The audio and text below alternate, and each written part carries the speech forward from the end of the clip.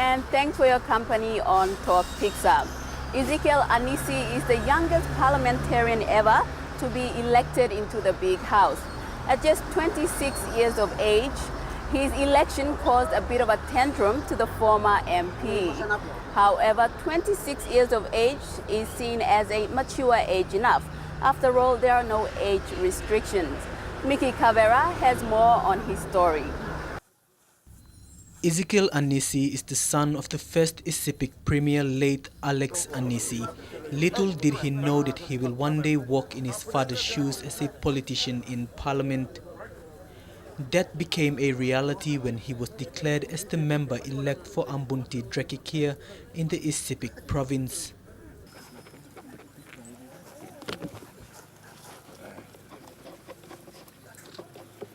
Ezekiel described his win as a long-awaited victory, one that his father could have won had he was still alive to contest the seat. Well, interest in politics took place while I was in school. I took leadership during primary, high schools, technical high schools, and institutes. That's when our leadership started from. When I was a kid, my father was a born politician. So he asked me to, as he choose among the family, he says that I'm not different from him, I'm just the same as he. So he said, you're going to be the one who's going to change my place. Every time he go, I'm Zeron, but he's kind of me Ron become second for the last 15 years, 3 times. So this win is win from him. It is win, but unfortunately, me lose him. Also significant about his win is that it makes him the youngest parliamentarian in the history of Papua New Guinea politics at age 26. His journey towards becoming the youngest parliamentarian and member-elect for Ambunti Drekikir began 3 days after his father's death on February 18, 2012. He was approached by the village elders to contest, much to his mother's disapproval. The support and confidence shown by the elders urged him to take up the challenge to fill the gap left by his father. Since our father left us, I found it really hard to say yes when they asked me. But it was the willing of the people of Ambunti Drekikir. So when they asked me, just after 3 days after our dad passed away, they asked me if I could say yes. But I found it really hard. So I told them that just let it go. Look for somebody else to contest. But it's the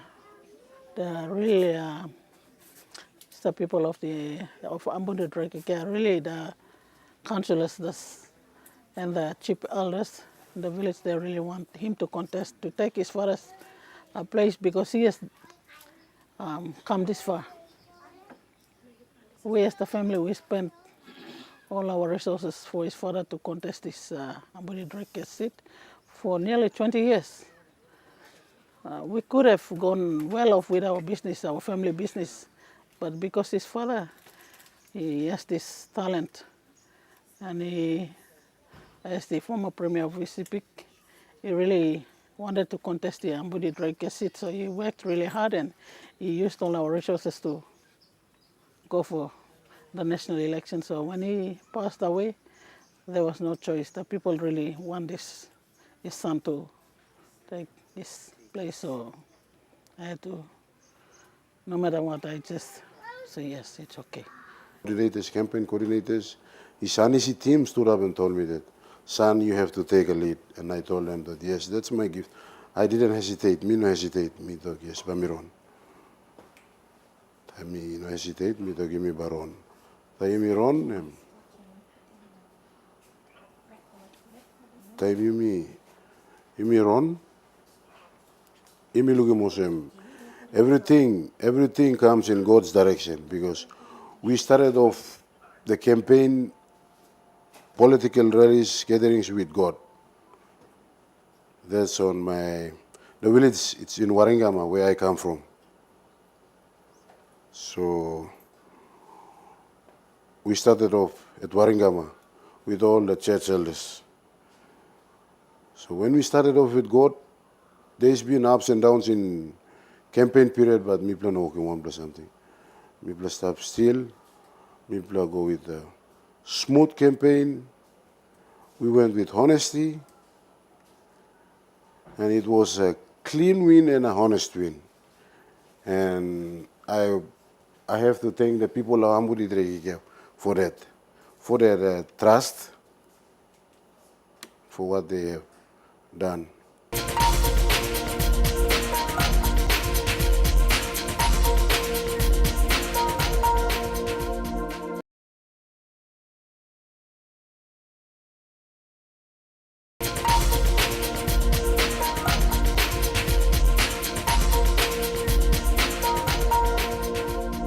Many people would question whether he has what it takes to be a politician and whether he is ready to represent the people of Ambunti Drekikea in Parliament. Well, Ezekiel says politics runs in the blood of his family. He speaks fondly of his father and has accompanied his father on his many campaign trips. The impact that he had on my life is that I was very close to him. Even though I'm far doing studies in Port Moresby and he's in Wewak doing business, we used to communicate. Everywhere he go, he calls me, tell me, this is what I'm doing, this is what is happening. Some of the political events, rallies, I'm as an official driver and as his guard also. So I used to go around. From there, I started learning what is politics. I started learning politics. I didn't learn politics from any other person. I learned it from my father. I got the confidence from my father. That's why me, son up long. So you said that you never hesitated to take on your father's challenge. So how was the response like from the people when you went around doing your campaigning? People were happy. It was something like, it's some differences between my father and me. Like, he's my father, but the characteristics is different.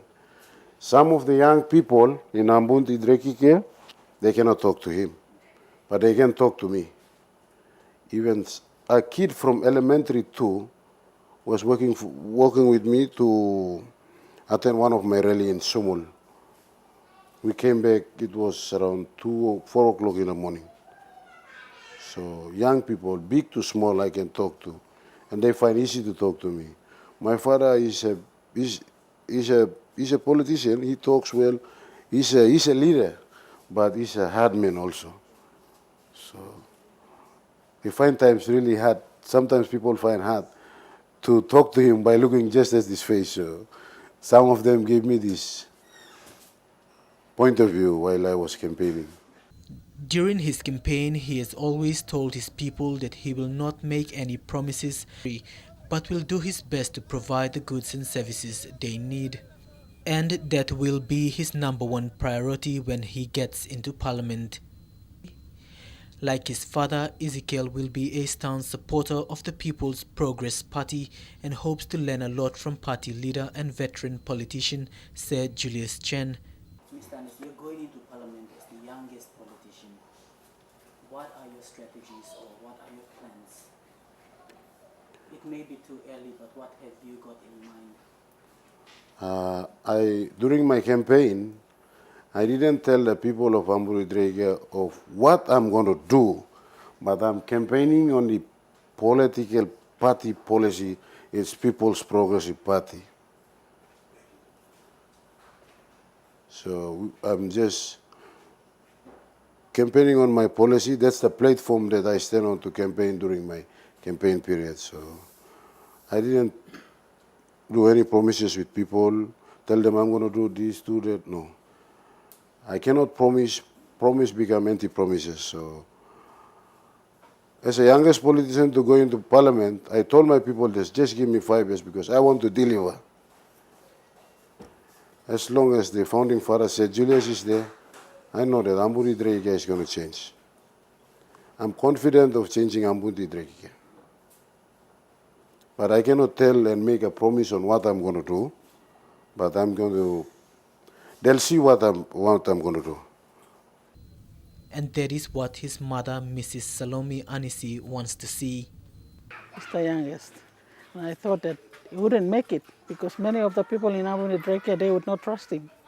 But thank God that it was God's will. God has seen the heart of the people. So he has given this mandate. So, so many young kids, once when they get into this type of position, they will learn a lot of things from the people who are above. So I believe that through Sir Julius Chain, he will train him, he will bring him up. Ezekiel has also mentioned that he learned a lot from his father. Yes. When his father was the provincial member, he used to take him around. When he travels to Moresby, he took two of his sons, his elder brother Eugene and Ezekiel, both of them. He used to take them around wherever, whatever activities he does, he takes them around. So they learn a lot from him. So that's how he caught some of the things. He learned a lot from his father. So he went through. Mrs. Anisi believes Sir Julius Chen will groom him well to represent his people.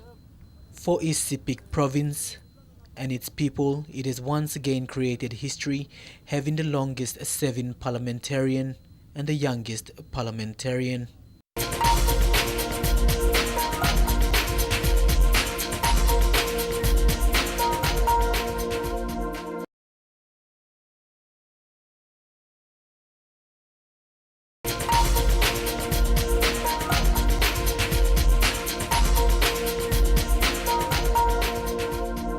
The youth with a mission ship sailed out into the remote parts of Gulf and Western provinces last week. The Pacific Link provides a lot of health essential services, but the people who provide the services are volunteers. They willingly give their time and effort. Delhi Bagu with this report. With the poor health indicators around the country, especially in the not so easy to reach places, every help given is valued. The Youth with a Mission, or YWAM Medical Ships, is an organization that employs volunteers, and they provide basic health services and training to the people that live along the coastline of the Gulf and Western provinces. YWAM's operations in PNG began 3 years ago in consultation with the PNG government and the National Department of Health. Well, we came up here 3 years ago to see the then Secretary of the National Department of Health, a number of ministers and politicians at that time. So that's when we really started the idea of bringing a permanent medical ship here to Papua New Guinea. But we've now been servicing PNG since 2010. Our first service delivery was into the Gulf province. We've just finished our third trip into the Gulf province, and of course two provinces. The other province we've done is also the Western province. So in that time, 74,000 health outcomes. The 74,000 health outcomes are a huge assistance for PNG's health indicators, and especially for the people who live along the coastal area. And YWAM aims to maintain this improvement through existing manpower on the ground. The most important thing for us is actually having Papua New Guineans working side by side with us. We do ophthalmology, which is a specialist operation with the eyes, the cataract operations, dentistry, optometry, and also primary health care and community development in the villages as well. Whenever we can, we really ensure that we are working with Papua New Guineans beside us. That's that capacity building and making sure that we have PNG people in the field themselves working with us. Every year, an estimated 4,000 children under the age of 5 die. Almost all of them die from preventable diseases or inadequate health care at birth. Mr. Reynolds, who is the patron of YWAM Medical Ships Australia, announced that we now have a patron for the YWAM Medical Ships PNG. We're delighted to be able to announce that we've appointed Sarabi Namalu, very distinguished ex-Prime Minister of Papua New Guinea, to be our patron here in PNG. That's a really good appointment to be able to announce. I'm the patron for YWAM Medical Ships in Australia, and to have such a distinguished Papua New Guinean as our patron here in PNG is extraordinarily important for YWAM Medical Ships. The YWAM Medical Ships program is helping to fill a real vacuum in basic health and community life, family life needs in Papua New Guinea. The excuse for the tyranny of distance, terrain and remoteness are used to explain why around 6 million men, women and children in Papua New Guinea don't get the basic services they need. It is an excuse, but not a justification. And when you look at the rural and remote areas of PNG, you really need to be able to go up the rivers, go up the estuaries and so on. We have a very shallow draft with the ship, so we're able to access areas where quite often, people haven't been able to get to for many, many years. We work in the very remote places, so places that's very difficult to access. We work very closely with the local healthcare worker when one is present. So we see a lot of malaria, wound care, maternal health, a lot of childhood diseases, immunisation, just a lot of the basic problems that maybe have escalated just to the remoteness of where they are. The medical ship itself, the Pacific Link, carries the medicines and medical equipment, more like a floating clinic. It's Pacific Link's third time up in PNG, spending up to 6 months of the year in the waters of Gulf and now the Western Province. The regular visits has its advantage. Probably my favourite part is the fact that we go back to the villages each year. So we build on what we're doing each year. We build on education, we build on training, and although we see people improved in their healthcare, they don't necessarily come with the same problem. We see an improvement. So, for instance, when we first started working, we did a lot of emergency dental work, a lot of extractions of teeth. But this year, because we've been going back there regularly and doing education, we're now starting to see an improvement in oral hygiene. We're doing more restorations and extractions, which is exciting. Sarabi Namalu said the Youth with a Mission Medical Ships program is starting to fill a real vacuum in basic health needs in PNG. As YWAM is made up of volunteers, support like that from steamships is valuable. Steamships assist the operation with 400,000 kina yearly, as well as provides the berthing space at the steamship's coastal shipping. And for steamships, that is a big part of our corporate social responsibility package, and something that we're very proud to be associated with. For the volunteers on board Pacific Link, it's all hands on deck. Dentist and founder of 100 Smiles Limited, Dr. Daryl Holmes, joined the YWAM Medical Ships, overwhelmed by the amazing concept and services the ship was delivering in the South Pacific. He's been supporting financially, as well as been on outreach for 3 years as well. The dental clinic provides first-class service. Senior dental students from the School of Medicine have been encouraged to join the outreach for the unique experience. We look forward to having university dental students, 4th and 5th years here, Thursday and Friday I think this week, with their lecturers and staff, so we're trying to build that bridge, which they're a bit sceptical I'm sure, but a few other medical contacts we've got, so we're trying to open our doors, bring them on board and try and lift the standard. And what we'd love to do is we hear that so many of these students finish dentistry, then the government provides a year of internship, and then there's no jobs. And we'd love to be again having as many of those on board every outreach to come and get some experience, because I tell you, my record once in the Gulf Province was 131 extractions in a day, and look, you don't get that experience in Australia in 5 or 10 years, or maybe more. So 750 extractions we did that week, and that's just incredible from an experience point of view. Not all the volunteers have medical backgrounds. Kim Cooper was a finalist in the 2009 season of the Australian Idol. Everybody looks to their left, everybody looks to their right. Can you feel that? Yeah, we're paying with left and right. It's not about the money, money, money. We don't need your money, money, money. We just want to make the world dance. Forget about the price tag.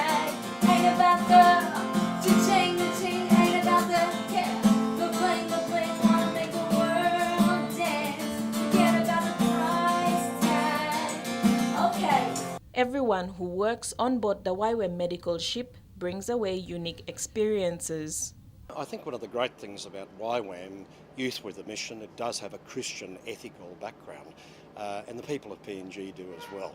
You know, many of your services here are delivered, you know, by the churches out in the provinces, and also, of course, by your national and provincial governments. So we find that we're very welcome. Now, that Christian ethic in a country like PNG is very important to people, but we don't press that on people. We're really here mainly, of course, to deliver those medical services, to capacity build PNG people, to train PNG people. I think the absolute highlight is always the people.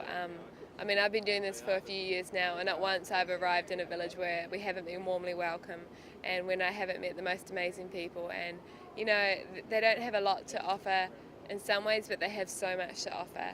And just to be able to work with them and build with them and see their communities grow is an absolute privilege. And I'm always pleasantly surprised at the healthcare workers we find and just what they're doing. And any way we can help them and any way we can work together is always a highlight.